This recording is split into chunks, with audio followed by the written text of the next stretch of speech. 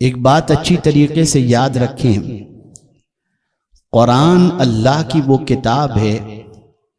جس نے ہر دور میں پیدا ہونے والے ہر مسئلے کا حل پہلے ہی سے بتا دیا ہے۔ جب بھی کوئی پرابلم جو ہے وہ واقع ہونے والا ہو، یا ایسا لگتا ہو کہ اس قسم کے حالات بننے والے ہیں، تو ایسی سچویشن کے اندر ہمیں قرآن کیا درس دیتا ہے، قرآن کیا پیغام دیتا ہے، اس کی طرف ہمیں رجوع کرنا چاہیے، اور قرآن کی رہنمائی میں ہمیں اپنی زندگی کو گزارنے کی کوشش کرنی چاہیے۔ اس لیے کہ اللہ رب العزت جل جلالہ نے واضح لفظوں میں قرآن مقدس کی عظمت کے حوالے سے فرمایا، ان ھذا القرآن یہدی للتی ہی اقوم، بے شک یہ قرآن سب سے سیدھا راستہ دکھانے والی کتاب ہے۔ میرے پیارے آقا صلی اللہ تعالی علیہ وسلم کے پیارے دیوانوں،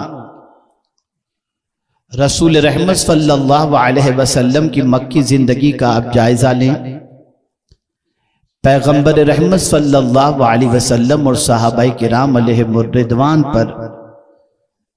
جس طریقے سے ظلم و ستم ڈھایا گیا،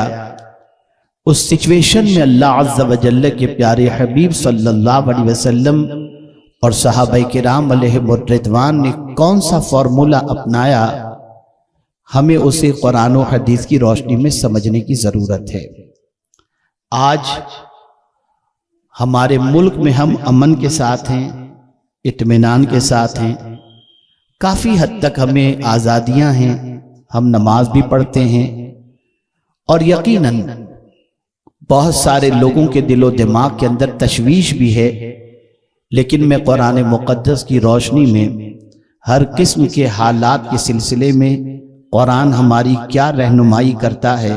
اس کے حوالے سے کچھ باتیں عرض کر دوں۔ جب بھی آپ کے دل و دماغ میں اس قسم کا وسوسہ پیدا ہو کہ دنیا ہمارے خلاف منصوبے بنا رہی ہے، دنیا ہمارے خلاف پلاننگ کر رہی ہے، دنیا ہمیں صفحہ ہستی سے مٹانے کا پلان بنا رہی ہے، جب اس قسم کا خیال آپ کے دل و دماغ میں آئے اور آپ کی نظریں دور تک ان حالات کو دیکھ رہی ہوں، تو ایسی سچویشن میں قرآن نے دو چیزوں کا حکم دیا کہ اگر تم یہ تصور کر رہے ہو کہ کوئی تمہارے خلاف مکر کر رہا ہے، کوئی چال چل رہا ہے، کوئی منصوبہ سازی کر رہا ہے، اور اگر تم چاہتے ہو کہ ان کے بنائے ہوئے منصوبوں سے تم بچ جاؤ اور ان کی کوئی پلاننگ تمہیں نقصان نہ پہنچا سکے، تو دو چیزیں اختیار کرو، وَإِن تَصْبِرُوا وَتَتَّقُوا لَا يَضُرُّكُمْ كَيْدُهُمْ شَيْئًا۔ اللہ نے فرمایا اگر تم صبر کرو اور پرہیزگاری اختیار کرو تو کوئی چیز تمہیں نقصان نہیں پہنچائے۔ یہ دو وصف اگر انسان اختیار کر لے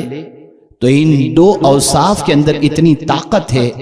کہ اللہ رب العزت جل جلالہ ان دو اوصاف کے اختیار کرنے کی بنیاد پر کسی مکار کے مکر کو کامیاب ہونے نہیں دیتا، بلکہ اللہ تعالیٰ صابروں کے ساتھ ہے،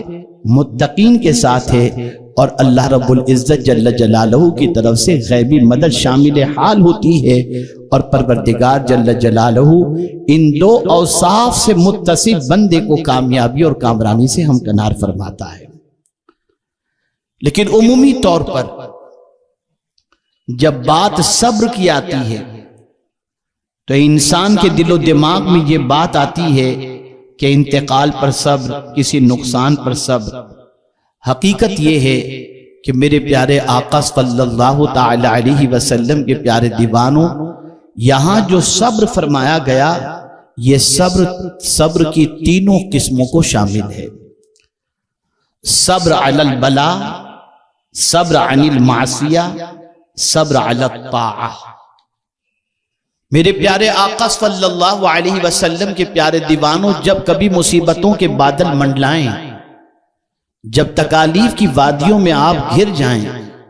تو ایسے موقع پر صبر کرنا، چاہے وہ جانی مصیبت ہو چاہے مالی مصیبت ہو،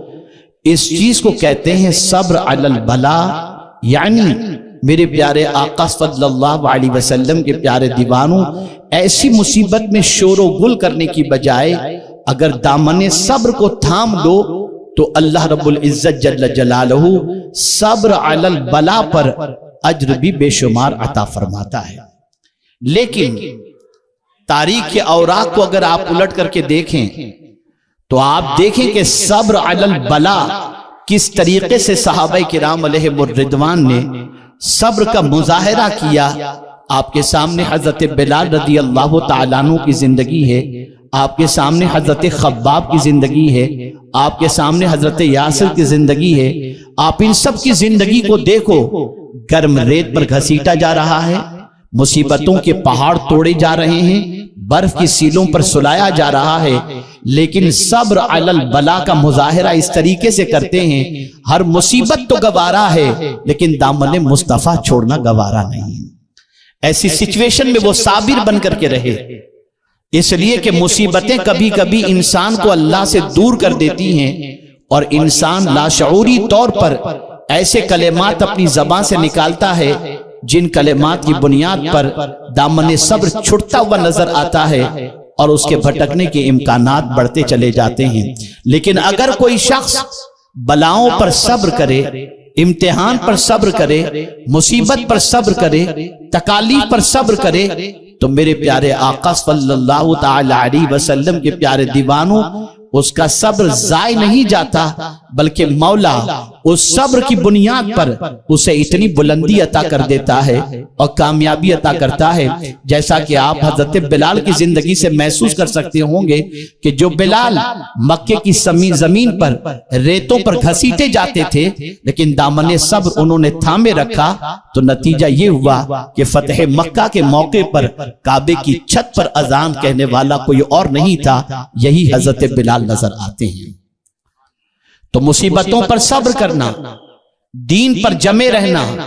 اللہ عز و جل کی الوہیت کے اوپر قائم رہنا کہ مولا ایک ہے وحدہ لا شریک ہے، عقیدہ توحید کو تھامے رکھنا، عقیدہ رسالت کو تھامے رکھنا،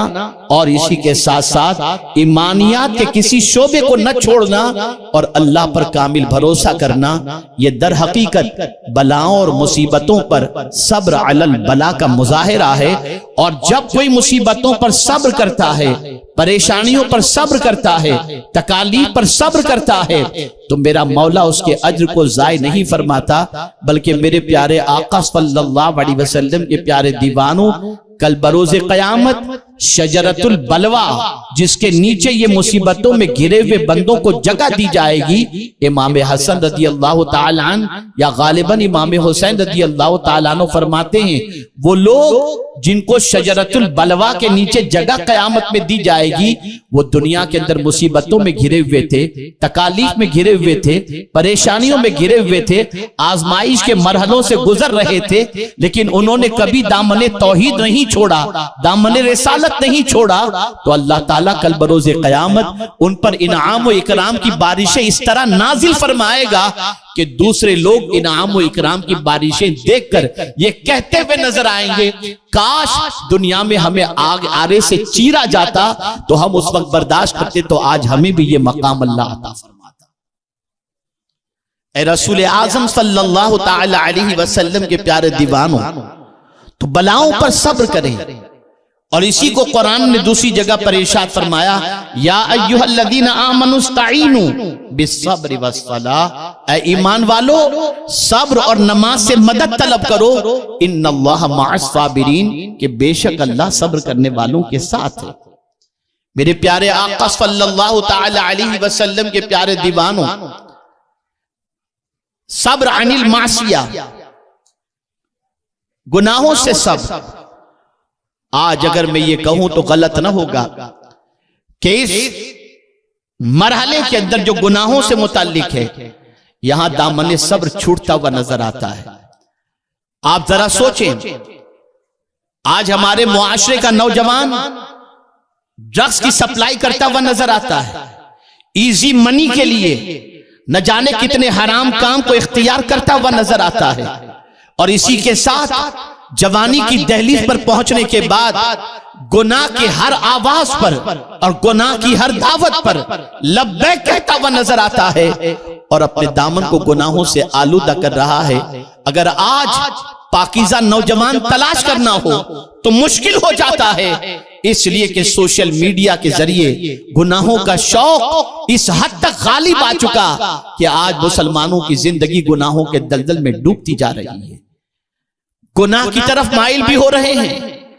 آپ ذرا سوچو، ڈاکٹر اگر کہہ دے کہ یہ چھوڑ دو ورنہ تم مہلک مرض کے اندر گرفتار ہو جاؤ گے، ہم چھوڑ دیتے ہیں، لیکن میرا مولا فرماتا ہے وَذَرُوا ظَاهِرَ الْإِثْمِ وَبَاطِنَهُ، ظاہری اور پوشیدہ گناہوں کو چھوڑ دو۔ ہم ڈاکٹر کی بات تو مانتے ہیں، اللہ کی بات ماننے کے لیے تیار نہیں۔ آپ مجھے بتاؤ میرے پیارے آقا صلی اللہ تعالی علیہ وسلم کے پیارے دیوانوں، معصیت کے مقابلے کے اندر قید و بند کی صعوبتوں کو برداشت کرنے والے حضرت یوسف علیہ الصلاۃ والتسلیم کی زندگی کا جائزہ لیں کہ آپ نے معصیت کی طرف مائل ہونے کی بجائے قید کی زندگی کو برداشت کر لیا اور گوارا کر لیا۔ اور جانتے ہیں آپ کو جس لقب سے یاد کیا جاتا تھا یوسف صدیق کے نام سے پکارا جاتا تھا، اور اللہ تعالیٰ نے معصیت سے بچنے کے عوض کے اندر، گناہ سے بچنے کے عوض کے اندر اللہ نے وہ مقام عطا فرمایا کہ قید خانے سے نکل کر حضرت یوسف سیدھے تخت مصر پر جا کر کے بیٹھ گئے۔ معصیت سے صبر کرو، گناہ آواز کے مت جاؤ، بدکاریاں آواز کے مت جاؤ، برائیاں تمہیں دعوت دے مت جاؤ، اس لیے کہ برائیاں انسان کو بزدل بنا دیتی ہیں۔ آپ مجھے بتاؤ میرے پیارے آقا صلی اللہ تعالی علیہ وسلم کے پیارے دیوانوں،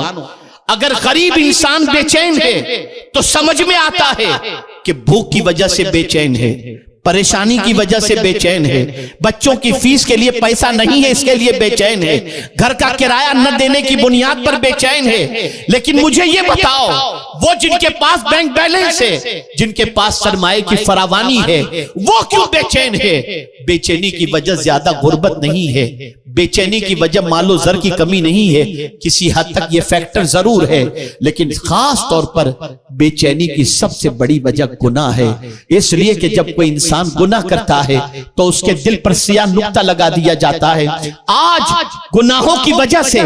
دل اتنا سیاہ ہو چکا کہ آج ہمارے دل کا سکون ختم ہو چکا ہے، غارت ہو چکا ہے۔ اور یاد رکھو جب انسان گناہ سے بچتا ہے اللہ اس کے دل کو سکون سے منور کر دیتا ہے، اللہ عز و جل اس کو سکون کی دولت سے مالا مال کر دیتا ہے۔ آپ تاریخ اٹھا کر کے دیکھیں، جب انسان گناہ سے اپنے رشتے کو توڑا اللہ نے اسے عزت عطا فرمائی، سربلندی عطا فرمائی، کامیابی عطا فرمائی۔ میرے پیارے آقا صلی اللہ علیہ وسلم کے پیارے دیوانوں، اتنا بڑا مجمع ہے، اگر میں آج یہ کہوں کہ آپ گناہوں سے صبر کریں تو میں سمجھتا ہوں اللہ توفیق دے تو سب صبر کریں گے، ورنہ بہت ساروں کے قدم پھسلے ہوئے نظر آئیں گے۔ آپ ذرا دیکھیں آج ہماری قوم وہ کون سا گناہ ہے جس کے اندر گرفتار نہیں، وہ کون سی برائی ہے جس کے دلدل میں ڈوبی ہوئی نہیں۔ ہماری قوم کے نوجوانوں کو رات کی تاریکی میں 2 بجے اگر ہم دیکھنا چاہیں تو چوراہے پر بیٹھ کر، فٹ پاتھ پر بیٹھ کر کوئی گٹکا کھا رہا ہے، کوئی تمباکو کھا رہا ہے، کوئی ڈرگز لے رہا ہے، کوئی دوسری چیزیں کھانے کے اندر مصروف ہے، اور رات آوارگی کے اندر ضائع کرتے ہوئے ہماری قوم کے نوجوان نظر آتے ہیں۔ وہ قوم کہاں سے ترقی کرے گی جس قوم کے نوجوانوں کی زندگی گناہوں کے دلدل میں ڈوبی ہوئی؟ آپ ذرا سوچو اور اندازہ لگاؤ، احساس گناہ بھی ختم ہو گیا۔ ایک صحابی بارگاہ رسول صلی اللہ علیہ وسلم میں حاضر ہوتے ہیں، عرض کرتے ہیں یا رسول اللہ صلی اللہ تعالی علیہ وسلم، مجھ سے گناہ سرزد ہو گیا، کیا میں سچی توبہ کروں تو اللہ میری توبہ قبول فرما لے گا؟ رحمت عالم صلی اللہ علیہ وسلم نے فرمایا ہاں۔ انہوں نے توبہ کی، اس کے بعد ایک سوال پوچھا حضور صلی اللہ علیہ وسلم سے، عرض کرتے ہیں یا رسول اللہ صلی اللہ تعالی علیہ وسلم، کیا مجھے گناہ کرتے میرے رب نے دیکھ لیا؟ آقا کریم صلی اللہ علیہ وسلم نے فرمایا ہاں۔ انہوں نے ایک چیخ ماری اور ان کی روح پرواز کر گئی۔ صرف احساس گناہ اور بارگاہ رب العزت جل جلالہ کی حاضری کا تصور ان کے قلب پر اتنا گہرا اثر ڈالتا ہے کہ اس تصور سے ان کی روح کانپ جاتی ہے اور اللہ عز و جل کی بارگاہ کے اندر جان کا نذرانہ پیش کرتے ہیں۔ میں پوچھنا چاہتا ہوں، ہے کوئی آج مسلمان جو گناہ سے گناہ کرنے کے بعد گناہوں کے سلسلے میں یہ سوچ رہا ہو؟ قرآن نے تو کہا وَأَنْتُمُ الْأَعْلَوْنَ إِن كُنْتُم مُؤْمِنِينَ، کامیاب تم ہی رہو گے، سر بلند تم ہی رہو گے اگر تم مومن ہو جاؤ۔ اتنے بڑے مجمع سے میں سوال کروں کہ کیا آپ مومن ہیں؟ ہر کوئی یہ کہے گا میں مومن ہوں۔ یقیناً مفتی صاحب بھی اصطلاح شریعت کے اندر جس کو مومن کہا جاتا ہے اس مومن ہونے کی سند تو عطا فرما دیں، لیکن آئیے ہم حضور سے پوچھتے ہیں یا رسول اللہ صلی اللہ تعالی علیہ وسلم، مومن کسے کہتے ہیں؟ یہ حدیث ہمارا ہر نوجوان ذہن کے اندر محفوظ کر لے۔ رسول رحمت صلی اللہ علیہ وسلم نے فرمایا اذا سرت کا حسنتک وساءت سیئتک فانت مؤمن، جب تیری نیکی تجھے خوش کر دے اور تیرا گناہ تجھے بے چین کر دے، بس تو مومن ہے۔